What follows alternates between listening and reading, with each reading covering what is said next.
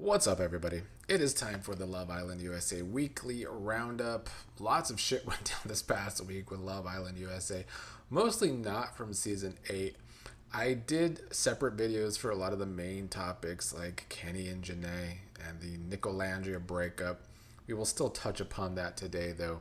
We might as well start with Olandria. There are rumors out there about her. But one of the rumors that dropped regarding Olandria over the past week is that she was actually just having an affair with Travis Scott. It's very random. It's the first topic we're going to talk about today. So Olandria has now responded to the bogus rumor that Demois put out, alleging that Nick and Olandria have been broken up and that she's been hooking up with Travis Scott. Mind you, Demois is the same outlet that was putting out the bogus rumors about the Coachella stuff, with people sending them random DMs, making random claims on verified sources, and strategically putting out that rumor the day that it's announced they broke up. Now, Olandria has now responded in the comment section saying, "I hope your lawyers are ready because mine are." Honestly, when I first heard this rumor, I knew it was bullshit. There's been so much ridiculous rumors about Nick and Olandria over the past year. This is just another one to add on top of that. But what you get when rumors like this start is you start to see some of the white people out there start putting out racially charged statements and opinions that we're going to get to. We're going to talk about this, the Toast podcast that I've never heard of until this past season of Love Island USA, where they had some questionable opinions on that season.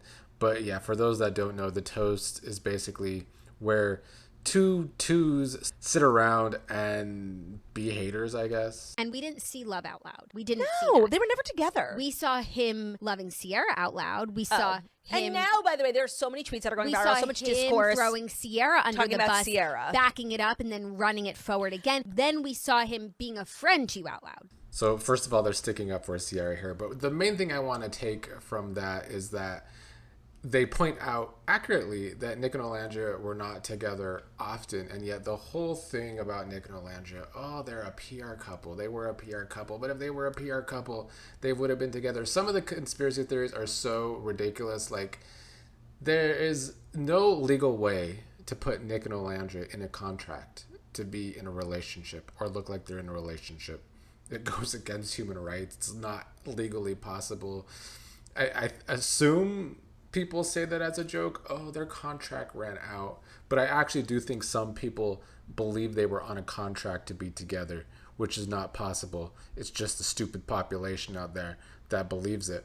But the racially charged statement from this podcast comes as it's not just them, it's been plenty, but they're the ones that I saw believing the rumors about Olandria and Travis Scott when never believing that Nick and Olandria could truly like each other. Nicolandria, at its core, was just genuine dishonesty. Fraud.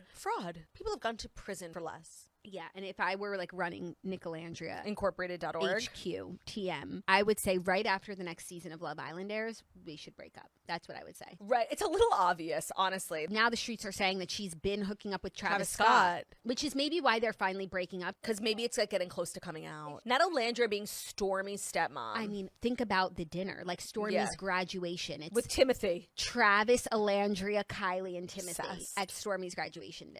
So yes, these two gremlins believing the Travis Scott rumors, but can never believe that Nick and Olandria ever actually liked each other, or that Nick ever actually liked Olandria.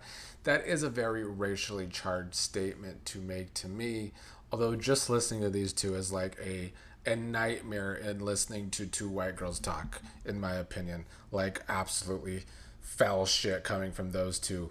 I'm not surprised that Olandria's breakup with Nick is exposing a lot of people's hidden and also very loud racial biases. But this has truly gotten to the point where I need people to wake the hell up and realize what they're doing. Earlier in the week, the day after the breakup announcement, we had people send in stuff to Demois, and they made a post speculating that Olandria was unfaithful and that she had been hooking up with Travis Scott. In addition to the Olandria haters, there are people that could not comprehend that this dark-skinned black woman was being sought out, pursued, and loved by a conventionally attractive white man. We're seeing it right now with the top two of season 8. People are saying that Brennedy ain't gonna make it to the end of the year. Folks are saying Anai really isn't into Carl, even though we saw their whole journey for both of them in that villa through the whole summer. And so, yes, I mean, I sound like a broken record. I've been talking about this for the past year with Nick and Olandria, and now with the couples after this past season. Anytime there is an interracial relationship with the black woman, this is always the topic of conversation. And I'm sick of it. It's not just white people. It comes from both sides of the aisle. From white people, from black people. It's so tiring. But Olandria has, posted a photo shoot of herself. And I don't know exactly what statement she was making with this photo shoot, but it was a statement nonetheless. And this is why you never fucking play with a Gemini. Y'all, I'm literally in the airport bathroom right now, but if you thought I wasn't going to report on these Olandria pictures that she just dropped, then you must not motherfucking know me. Look at this fucking dress. Look at this revenge-ass photo shoot. She told all of y'all that have been playing on her name all week, all of y'all weird journalists making rumors about her trying to say she was with Travis Scott, all of y'all preying on her downfall, and she said, bitch, y'all still talking about me and I'm still that girl, and she's gonna continue to be that girl every motherfucking time. I mean, you're that girl when you could have someone reporting from an airport bathroom, let me tell you that. As for Trinity and Bryce, they have been spotted several different places, just out together in random places. They went to Virginia to visit Trinity's family. They're back in LA now. I think they still are going well. Hopefully Bryce never has his day when people treat him like people treat Nick and have 75,000 different rumors about him. Same goes to Trinity, because right now the rumors are more pointing towards Olandria. Clearly, people treat Nick the way they should treat Kenny. Kenny is the one who went on that podcast earlier this week to try and blame everything wrong with their relationship on Janae. I talked about that. I talked about Janae's initial responses. She also had another response that I did not get to include in my video that I did because it happened the next day. Hi guys, I'm sorry. I just need to say one more thing, and I promise you my lawyers are already drawing up the paperwork. Never in my life have I assaulted anyone, ever. It's not even in my character. I would never do such thing. Most importantly, even after I've learned from a particular someone their views of the Black community, about the LGBTQ community, about immigrants in our country, even though their dad is an immigrant in America, I still would never ever get physical. Janae wanted to make clear here some of the many things wrong with Kenny in his views, whether it's on Black people, LGBTQ people, immigration.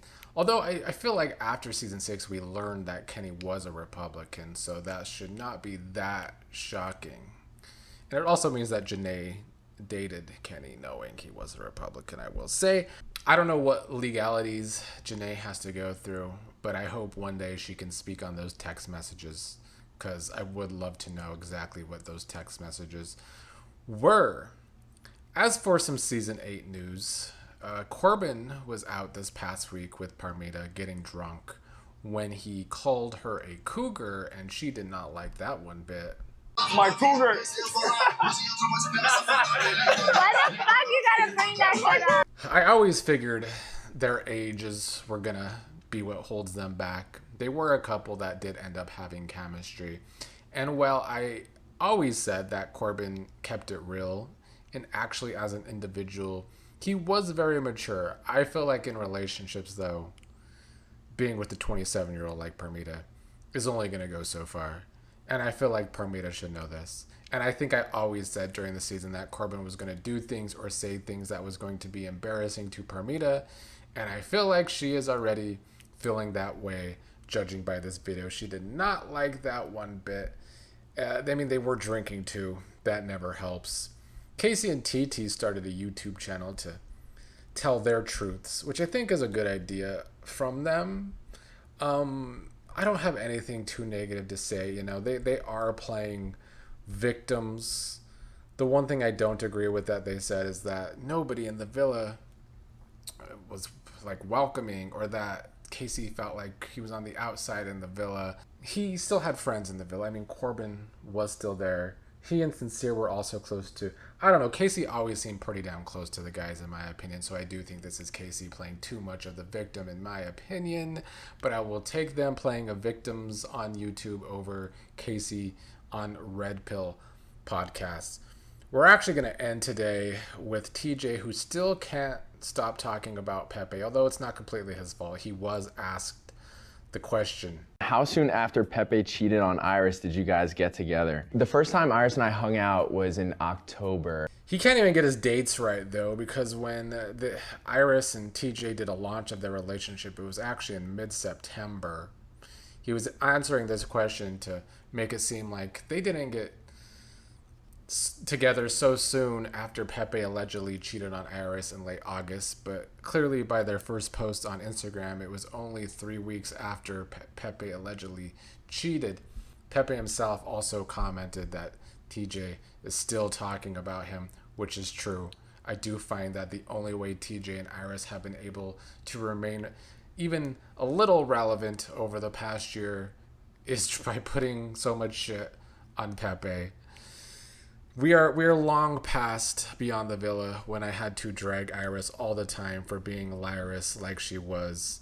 But clearly TJ and Iris still have to talk about Pepe and the whole cheating thing a year later to have some sort of relevance out here in the Love Island USA community. That was the past week of the roundup. Plenty of drama. I do believe Trinity and Bryce and Anaya and Carl will be on Watch What Happens Live this next week. We'll see if Andy gets any juicy answers out of them. They're also doing the reunion, or at least recording the reunion within the next 2 weeks, I believe, although it won't air until the end of August.